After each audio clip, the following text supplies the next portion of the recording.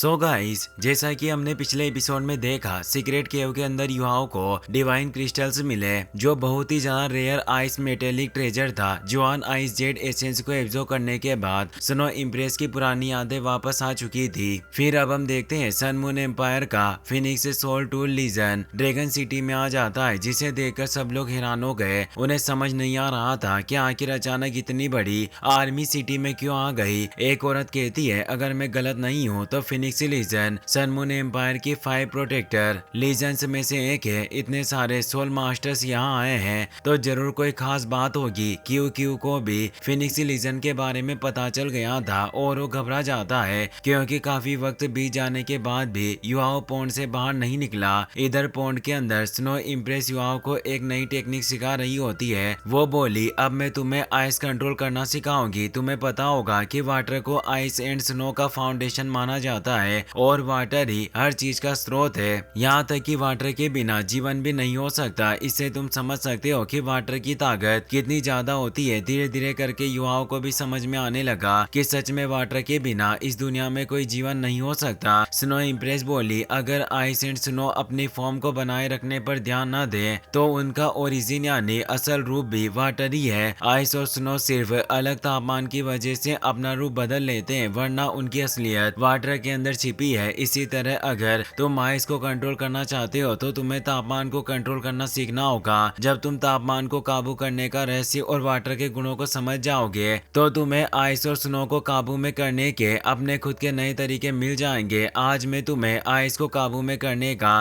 पहला भाग सिखाऊंगी, जिसे टेम्परेचर चेंज के नाम से जाना जाता है। ये कहते हुए उसने अपनी पावर की मदद से आसपास का तापमान कम कर दिया, जिससे धीरे धीरे युवाओं के शरीर पर बर्फ जमने लगती है। इससे युवाओं काफी हैरान था क्योंकि अल्टीमेट आइस होने के बावजूद भी स्नो इम्प्रेस ने इतनी आसानी से उसके शरीर को ठंडा कर दिया। स्नो इम्प्रेस तापमान कम करके आसपास क्रिस्टल बना देती है। वो बोली, जब वाटर जमता है तो उसके अंदर से बहुत सारी हीट एनर्जी रिलीज होती है और जब आइस पानी में बदलती है तो बहुत सारी हीट को एब्जॉर्ब करती है। इसीलिए जब तुम आइस को पकड़ते हो तो तुम्हें तुरंत ठंडा महसूस नहीं होता और जब बर्फ पिघलती है तो तुम्हारे शरीर की गर्मी को बाहर निकाल देती है, जिससे धीरे धीरे तुम्हें ठंड महसूस होने लगती है। सारी बातें सुनकर युवा हैरान हो गया। वो कहता है, मैं इतने वक्त से आइस एट्रीब्यूट का इस्तेमाल कर रहा हूँ पर मुझे अभी तक आइस के बारे में इतनी जानकारी नहीं थी। हैरानी की बात है कि अल्टीमेट आइस होने के बावजूद भी मुझे आइस का बेसिक ज्ञान नहीं मिला, पर अब मुझे समझ में आ चुका है कि ठंड सिर्फ टेम्परेचर कंट्रोल पर डिपेंड नहीं करती बल्कि उसकी असली ताकत आइस के गुणों को समझने के बाद सामने आती है। वो स्नो इम्प्रेस से बोला, तुम्हारा शुक्रिया।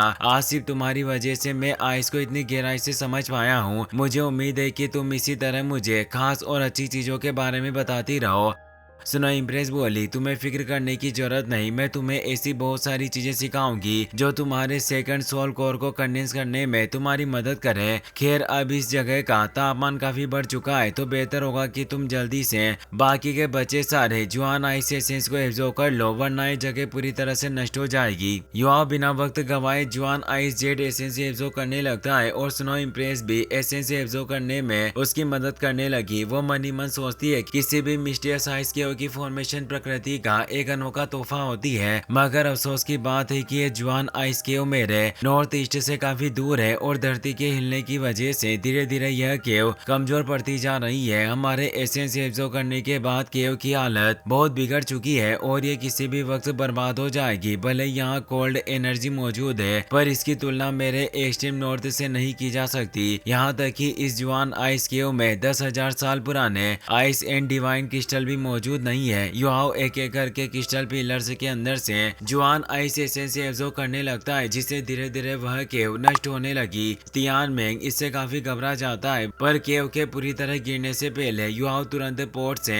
बाहर निकल आया और उसके बाहर आते ही पूरे पोर्ट में बर्फ जम गई। युवाओं को देखकर क्यू क्यू बहुत ही ज्यादा खुश थी और उसकी तारीफ करने लगी। युवाओं बोला, तुमने सही कहा था, ये जगह सच में एक ट्रेजर केव से कम नहीं। मुझे यहाँ बहुत सारी खास और कीमती चीजें मिली दी, जिसकी वजह से मेरी पावर में काफी इजाफा हुआ। अब मेरी अल्टीमेट आइस ज्यादा कम तापमान के साथ ज्यादा शुद्ध बन चुकी है। खैर मुझे पॉन्ड के अंदर बहुत सारे खास रेयर मटेरियल्स मिले हैं, जिनकी मदद से एल्डर जुआन और सीनियर ब्रदर बेबे जरूर खास और ताकतवर सोल टूल्स बना लेंगे। ये कहते हुए उसने क्यू क्यू को स्टोरेज सोल टूल दे दिया और उसे टैंक सेक्टर में जाने के लिए कहा। क्यू क्यू बोली, मुझे टैंक सेक्टर जाने में कोई परेशानी नहीं है, पर अब तुम्हारा यहाँ अकेले रुकना खतरनाक होगा, क्योंकि कुछ वक्त पहले सन मून एम्पायर की फिनिक्स लीजेंड ड्रैगन सिटी में आ चुकी है। मुझे उनके बारे में कुछ ज्यादा नहीं पता, पर बहुत सारे सोल मास्टर्स यहाँ आए हैं और अगर उन्होंने तुम्हें देख लिया तो तुम खतरे में पड़ सकते हो। युआओ क्यू क्यू के साथ मिलकर सन मून एम्पायर आर्मी की यूनिफॉर्म पहन लेता है और छिपकर फिनिक्स लीजेंड पर नजर रखने लगा।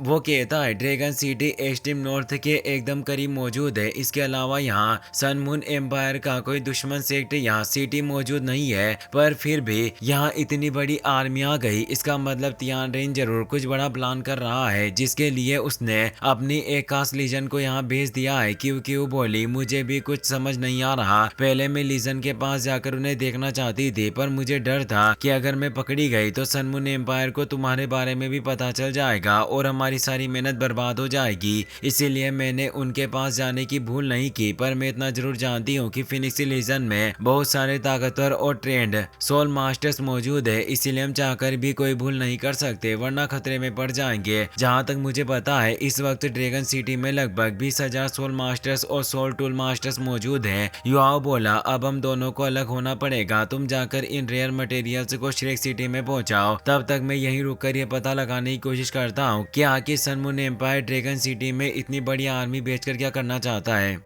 क्यू क्यू बिना वक्त गवाए शेख सिटी की तरफ निकल पड़ी तो युवाओं अपनी मेंटल डिटेक्शन स्किल का इस्तेमाल करके फिनिक्स लीजन के सोल टूल और सोल मास्टर्स की पोजीशन देखने लगा। उसे पता चलता है कि फिनिक्स लीजन ने घुसपैठियों को रोकने के लिए 100 से भी ज्यादा high altitude flying soul tool आसमान में लगा रखे हैं ताकि तुरंत दुश्मन का पता चल सके। अब युवाओं को भी समझ में आ गया था कि फिनिक्स लीजन बहुत ही ज्यादा खतरनाक और ट्रेंड आर्मी है, उनसे लड़ना इतना आसान नहीं होगा। इसीलिए शुरुआत में वो संभल रहने लगा ताकि किसी को उसके बारे में पता ना चले और वो सन मून एम्पायर के असली मकसद का पता लगा पाए। युआओ मन ही मन सोचने लगा, मुझे उम्मीद नहीं थी, पर सन मून एम्पायर की फिनिक्स लीजन व्हाइट टाइगर ड्यू की पर्सनल आर्मी जितनी ट्रेंड है, इन्हें खुद पर इतना भरोसा है कि इन्होंने अपने पास सोल डिफेंस सोल टूल्स भी नहीं रखे हुए। पर मुझे समझ नहीं आ रहा कि इतनी खतरनाक आर्मी आखिर ड्रैगन सिटी में क्या कर रही है। वो लेजर सोल टूल्स से बचते हुए कैंप के अंदर चला गया और एक गार्ड को बेहोश कर दिया। युआओ को लग रहा था कि किसी को उसके बारे में पता नहीं चलेगा,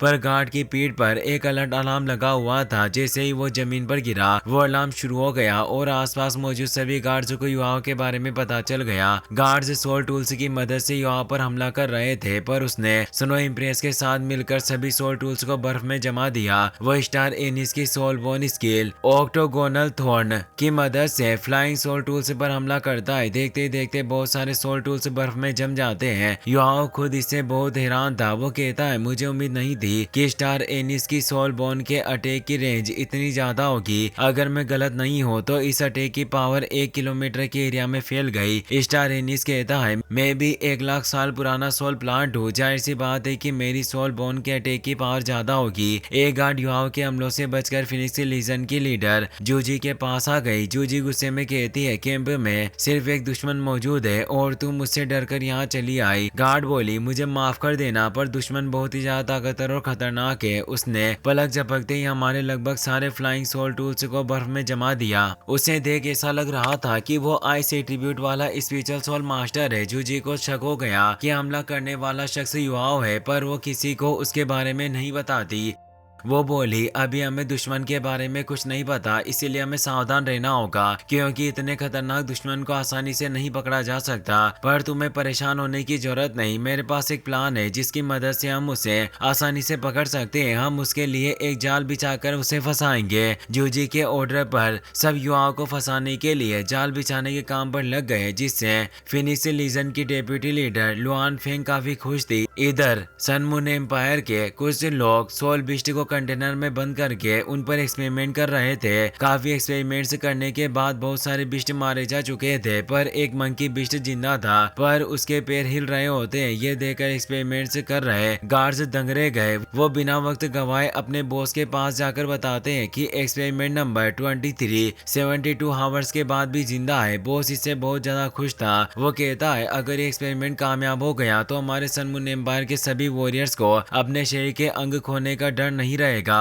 क्योंकि फिर हम सोल बिस्ट के अंगों का इस्तेमाल करके खुद को जिंदा रख सकेंगे और इससे हमारी पावर भी काफी बढ़ जाएगी। दूसरी तरफ युवा धीरे धीरे करके ड्रैगन सिटी में फिनिक्स लीजन के आने का मकसद ढूंढ रहा था। उसे पता चलता है कि अचानक सिटी के आसपास का पहरा बहुत कम हो गया। युवा मन ही मन सोचने लगा शायद मेरे अटैक की वजह से पूरी आर्मी अलर्ट हो चुकी है, और उन्होंने गार्ड्स को सिटी के अंदर बुला लिया। अगर ऐसी बात है तो पहले मैं सिटी के बाहर की जगहों को देख लेता हूँ ताकि बाद में मुझे किसी परेशानी का सामना न करना पड़े। ये कहते हुए वो अपनी मेंटल डिटेक्शन स्किल को एक्टिवेट करके इधर उधर घूमने लगा। कुछ वक्त बाद उसे एहसास होता है कि फिनिक्स लीजन के साथ बहुत सारे गार्ड्स और ड्रैगन सिटी छोड़कर एक्सट्रीम नॉर्थ की तरफ जा रहे हैं। यहाँ तक कि उन्होंने एक्सट्रीम नॉर्थ के बॉर्डर पर एक बेस भी बना लिया जहाँ वो खुदाई करके रेयर मटेरियल्स निकाल रहे थे। ये देखकर युवाओं के होश उड़ गए।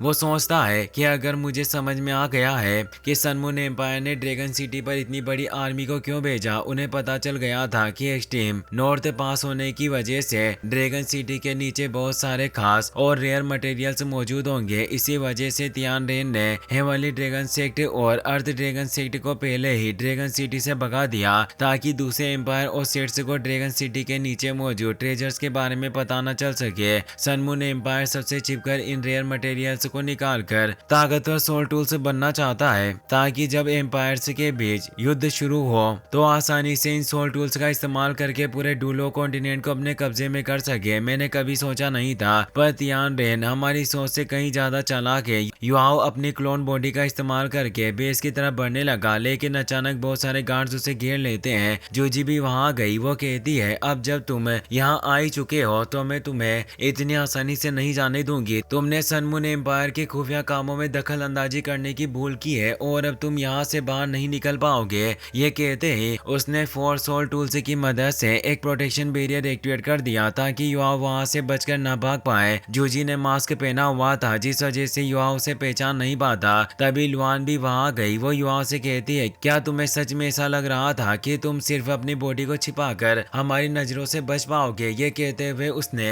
अपनी 9 सोल रिंग्स को एक्टिवेट कर लिया। उसे देखकर युवाओं घबरा जाता है क्योंकि वो एक टाइटल डूलो थी और उसकी ताकत मेड बुल डूलो येंग से भी ज्यादा होती है। जूजी बोली तुम जरूर ये सोच रहे होंगे कि हमें तुम्हारे बारे में पता कैसे चल गया, पर तुम्हें जहाँ सोचने की जरूरत नहीं क्योंकि मैं पहले से जानती थी कि तुम हम पर नजर रख रहे हो और मैं तुम्हारे बारे में काफी चीजें जानती हूँ। इन्हीं जानकारियों की मदद से मैंने तुम्हें इस जाल में फंसा लिया। हम सब जानते हैं कि एक्सट्रीम नॉर्थ में बहुत कम तापमान होता है और तुमने अपनी बॉडी का टेम्परेचर भी इतना कम कर लिया कि हमारे सोल डिटेक्शन सोल टूल से तुम्हारे बारे में पता नहीं लगा सके। पर तुमसे एक गलती हो गई। जब तुम आगे बढ़ते हो तो तुम्हारी बॉडी की मूवमेंट से हवा का फ्लो बदलता है जिससे तुम्हारे आसपास के टेम्परेचर में जरा सा बदलाव होता है और उसी बदलाव को भांपकर हमने तुम्हें पकड़ लिया। वो युवाओं के सामने हथकड़ी फेंक कर कहती है जल्दी से इसे पहन लो, इससे तुम्हारी सोल पावर ब्लॉक हो जाएगी और हम सब तुम्हारा असली चेहरा देख सकेंगे। अगर तुमने हमारी बातें मानी तो तुम्हें बात करने का मौका दूंगी। युवा हार मानकर अपने हाथ आगे कर लेता है। जैसे ही जूजी उसे हथकड़ी पहनाने लगी, युवाओं ने अपनी लिमिटेशन स्किल का इस्तेमाल करके लुआन का रूप ले लिया जिससे जूजी उसे हथकड़ी नहीं पहनाती और सब दंग रह गए। लुआन को गुस्सा आ गया और वो युवाओं पर हमला करने लगी। अब गार्ड्स को युवाओं और लुआन के बीच का फर्क समझ नहीं आ रहा था।